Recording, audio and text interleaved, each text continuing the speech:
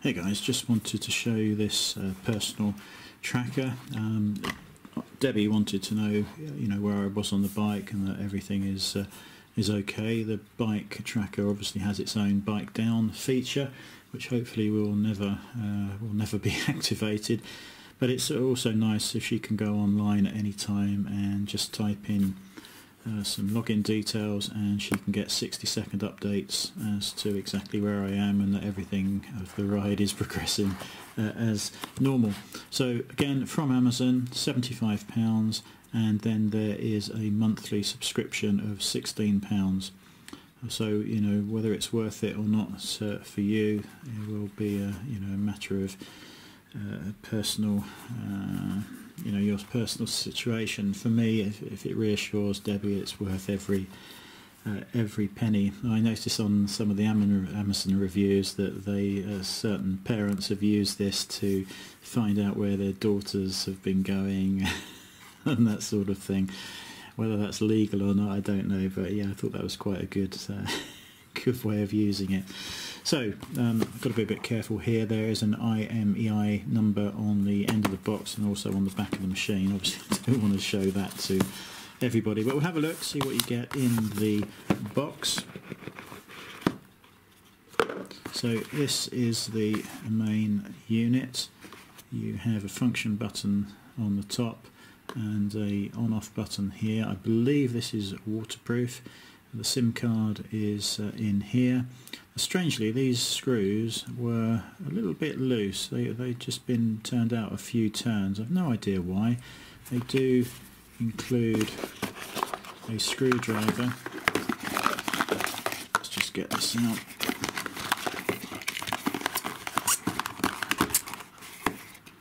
So there is a screwdriver, some other screws, and a little wall charger, and the instructions, which are pretty much a quick start guide, but tells you how to activate it and to register an account, and you can pay by card. No issues there. You will need to email their technical support team, who will have to activate it for use in the UK. If you don't do that, you'll just see that it thinks that it's in, I don't know, New Jersey, somewhere like that, and it hasn't been updated for 860 days. First thing you're going to need to do is charge this. There is a plastic cover here.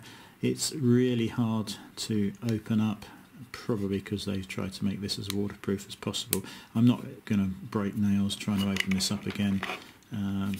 But it is just the standard USB charger. Annoying as usual and illegal in the UK, you must not supply adapter plugs you must not supply power supplies like this without the correct UK adapter. I don't understand this. This seems to be a common theme on Amazon, and I don't understand how they can get away with it. But it's nothing special. It's only a 5-volt, 500 milliamp power supply, and you've probably got loads of these already knocking around. Plug it into there. 4-5 hours. First charge should get it fully charged. When this has been activated and you log in to view the data, it will also show you the battery charge level, which is quite a useful feature.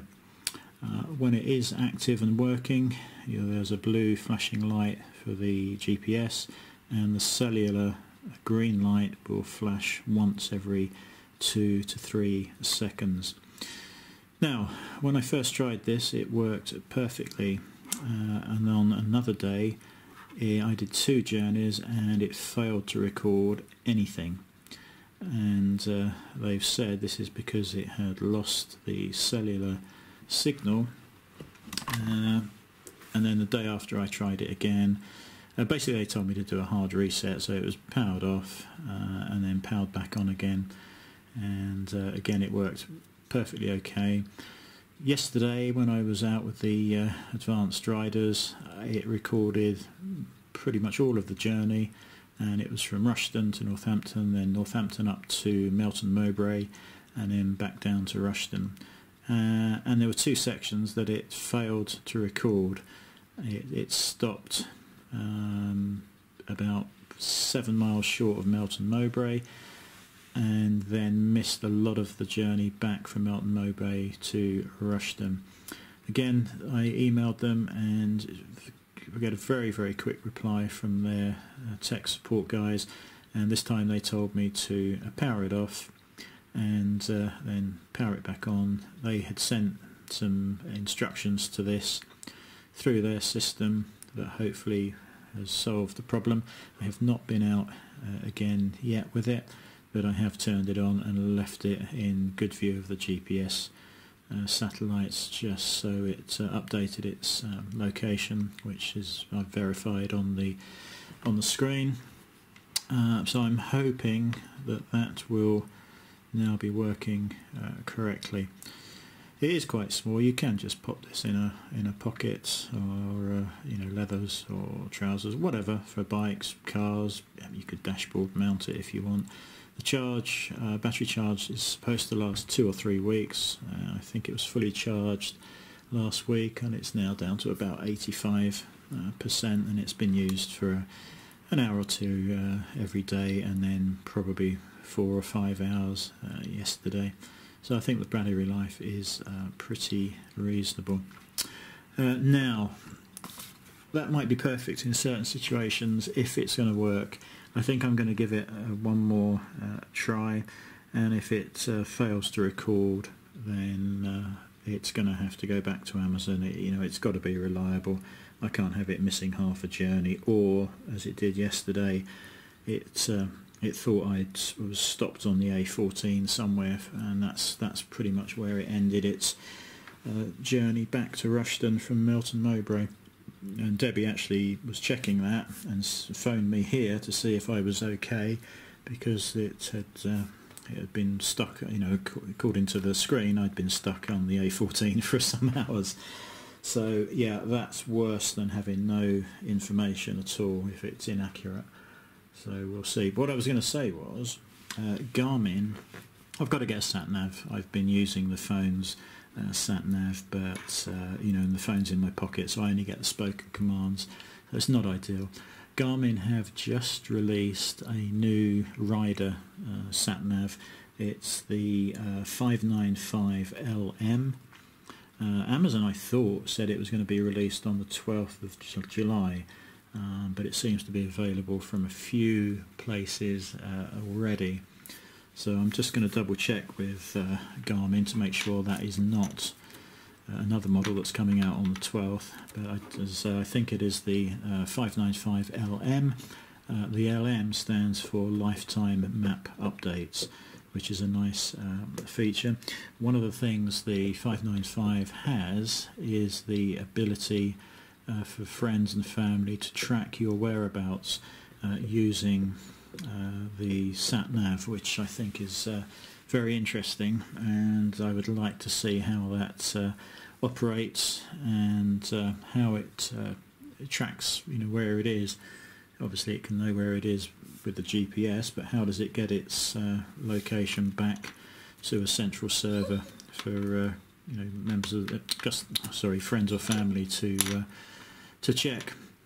So I think that's probably the sat-nav that we're going to get, and that might mean that this is pretty much obsolete and can go back. But we'll try this, we'll persevere with it. If it works perfectly, great. If it doesn't work perfectly, then it can go back. The bike track on the bike recorded the same journeys perfectly with no gaps, and that's been the case since day one of having the bike delivered. I've managed to set the tracker off twice. Both occasions I've got into the garage and wheeled the bike back about 20 foot out of the garage without powering the ignition on, and of course that has alerted their security centre to a possible theft of the bike, and they've rung me within minutes, or they've rung Debbie as well if I haven't answered my phone. So I have to say the Road Angel bike track works perfectly, but I have set it off stupidly twice. I'm going to have a little checklist of the order to do things, I think. Anyway, so quick look at the SpyTec STI GL300, brief mention of the Garmin 595LM, and yeah, that'll do. Hope that was useful. Catch you later.